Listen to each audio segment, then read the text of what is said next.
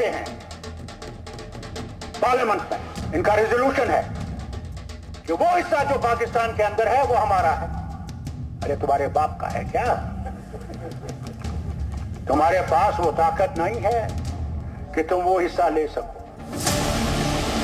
Bharatiya Janata party जिंदाबाद, Bharatiya Janata party जिंदाबाद, मोदी जी जिंदाबाद, मोदी जी जिंदाबाद।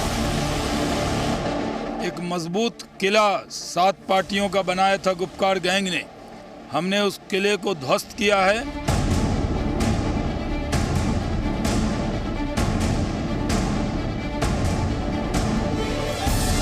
हम कोई गैंग वैंग नहीं है, हम सब जमातों का एक गठबंधन है।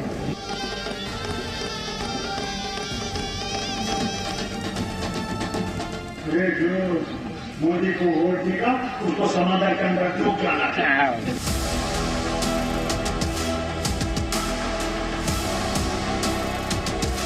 कश्मीर की जनता ने बहुत बड़ा तमाचा लगाया है अलगाववादियों को।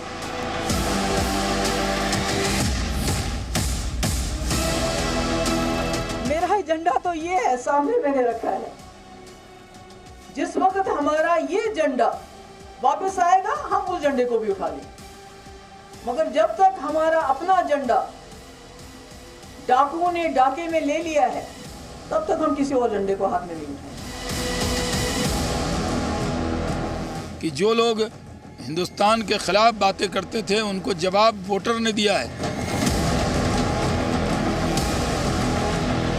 मैं गवर्नमेंट ऑफ इंडिया को, बीजेपी की जमातों को कहना चाहती हूँ कि अगर आप में दम है तो मेरे साथ पॉलिटिकली फाइट कर लीजिए।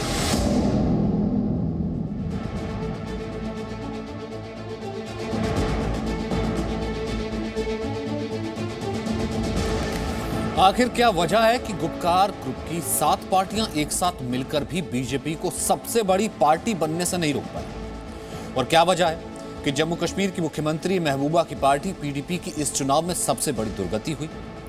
पीडीपी को सिर्फ 27 सीटें मिली और इन 27 सीटों के पीछे महबूबा मुफ्ती के वो बयान जो उन्होंने लोकतंत्र, तिरंगे और भारतीय सेना के खिलाफ दिए। महबूबा ने कहा था कोई तिरंगा उठाने वाला नहीं मिलेगा तो रियासत में खून की नदियां बहेंगी। बंदूक नहीं उठाएंगे तो फिर क्या करेंगे? महबूबा ने कहा था हम बड़ी लड़ाई के लिए तैयार रहना चाहते हैं। यानी महबूबा बोलती रही और उनके वोट कटते रहे। आज कश्मीर ने महबूबा समेत पूरे गुपकार ग्रुप को बता दिया कि जो राष्ट्रवाद की बात करेगा वही कश्मीर पर राज करेगा।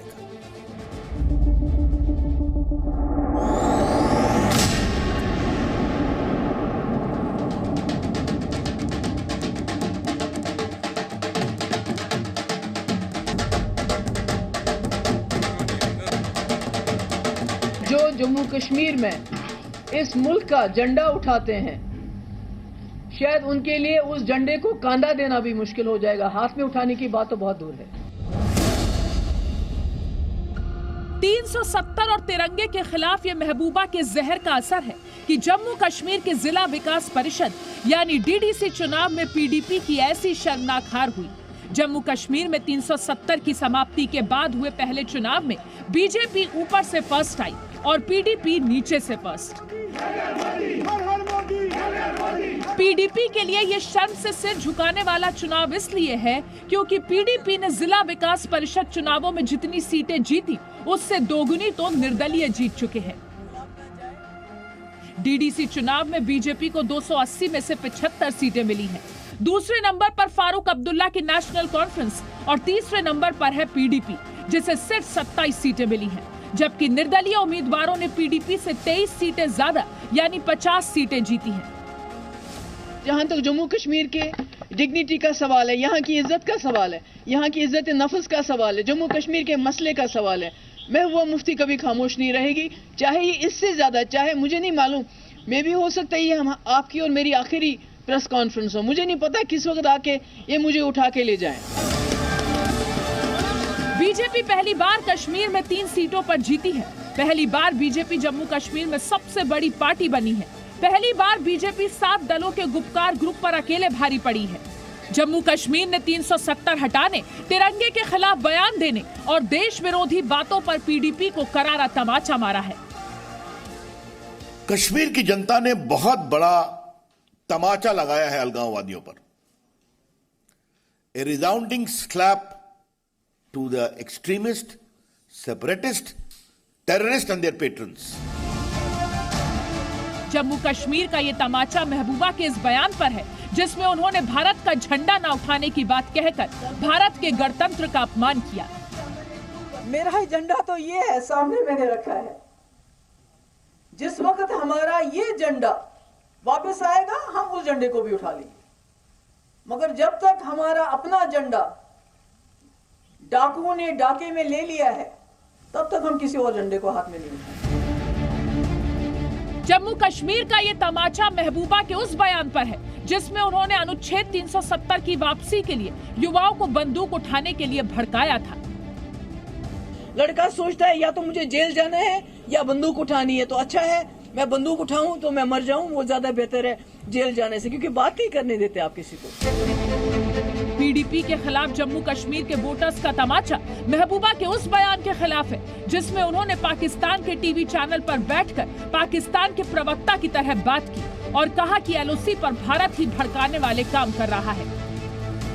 इसमें मोदी जी जो है ख्याल रखेंगे कि कहीं इतने जज्बात ना उभरे कि खुदा ना खास्ता हम फिर से जंग के दहाने पे पहुंच जाए और हमारी दोनों मुल्कों की तबाही हो जाए।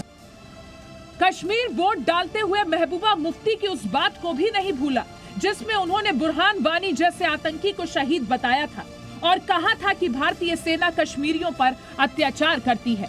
भारत के झंडे, भारत के गणतंत्र, भारत की सेना और भारत के सम्मान के खिलाफ महबूबा के हर प्रहार का जम्मू कश्मीर ने वोट से जवाब दिया है और इस तमाचे की गूंज महबूबा अब कभी नहीं भूलेंगी। ब्यूरो रिपोर्ट, जी मीडिया। और अब आपको जम्मू कश्मीर के डीडीसी चुनाव में सभी पार्टियों का स्ट्राइक रेट भी बताते हैं, ये आपको जानना चाहिए। बीजेपी का है 26.81%, गुपकार गठबंधन का 5.69% प्रति पार्टी सिर्फ महज, और कांग्रेस का 9.42%, जबकि अपनी पार्टी का 4.34%। अब आपको गुपकार ग्रुप के दूसरे बड़े चेहरे फारूक अब्दुल्ला के बयानों को देशहित में सुनना चाहिए। आपको समझ में आ जाएगा कि जो फारूक अब्दुल्ला अनुच्छेद 370 की बहाली के लिए चीन की मदद मांग रहे थे, उन्हें कश्मीरियों ने क्यों भरपूर समर्थन नहीं दिया, क्यों 7 पार्टियों के कंधे पर चढ़कर भी नेशनल कॉन्फ्रेंस सबसे बड़ी पार्टी नहीं बन पाई।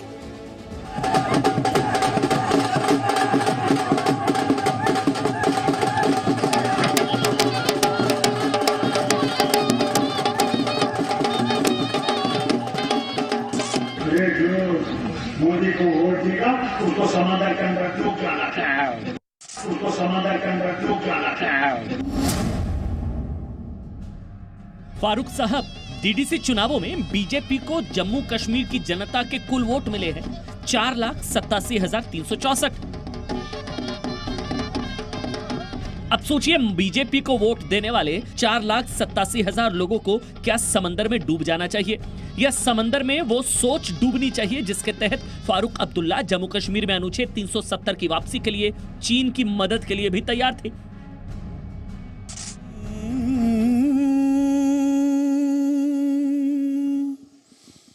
मोरे राम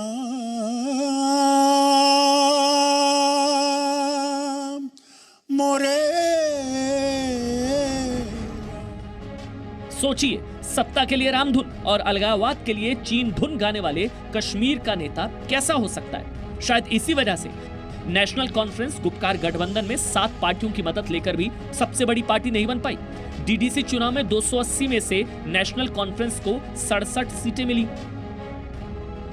जम्मू कश्मीर जनता का ये बड़ा जीत है, क्योंकि जनता ने बढ़ चढ़कर इस चुनाव में हिस्सा लेकर देश की लोकतांत्रिक व्यवस्था और चुनावी प्रणाली पर अपना जो मुहर है वो लगाया है और हमारे संवैधानिक प्रक्रिया को स्वागत किया, स्वीकार किया है। और इस चुनाव में भारतीय जनता पार्टी अपनी ताकत को फिर एक बार दर्शाया। लेकिन गुपकार गठबंधन की 7 पार्टियों का कंधा लेकर भी नेशनल कॉन्फ्रेंस सबसे बड़ी पार्टी का कद हासिल नहीं कर पाई। ये समझने से पहले आपको उमर अब्दुल्ला का ये बयान सुनना चाहिए, जिसमें वो अभी भी मान रहे हैं कि कश्मीर में बीजेपी का एजेंडा नहीं चला।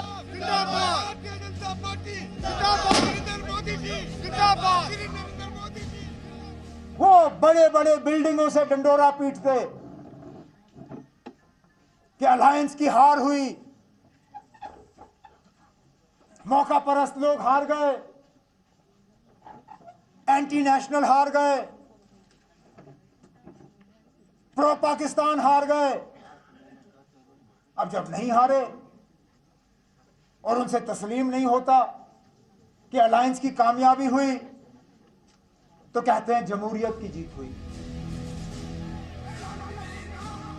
महबूबा मुफ्ती नेशनल कॉन्फ्रेंस और कश्मीर को अलगाववाद के लिए भड़काने वाली सभी पार्टियों के लिए नतीजे अनुच्छेद 370 पर जनमत संग्रह है।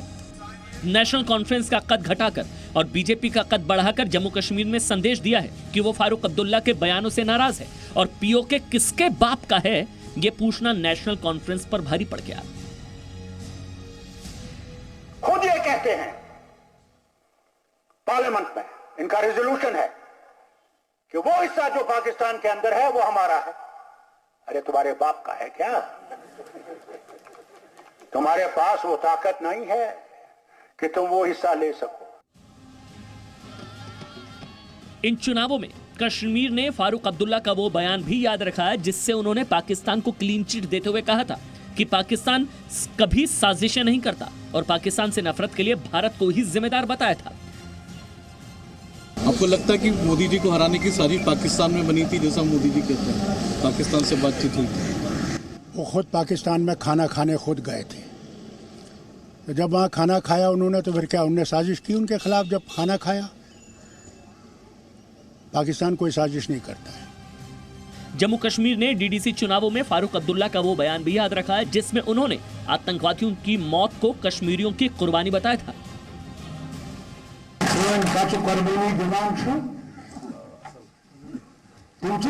एमएलए बनूं या एमपी बनूं या मिनिस्टर बनूं,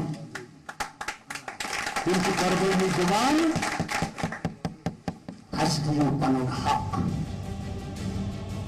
नेशनल कॉन्फ्रेंस को जम्मू कश्मीर का तमाचा भारत के खिलाफ अब्दुल्ला की उस धमकी के लिए भी था जिसमें उन्होंने कहा था कि अनुच्छेद 370 हटाकर भारत ने जो किया वो ताबूत में आखिरी कील था।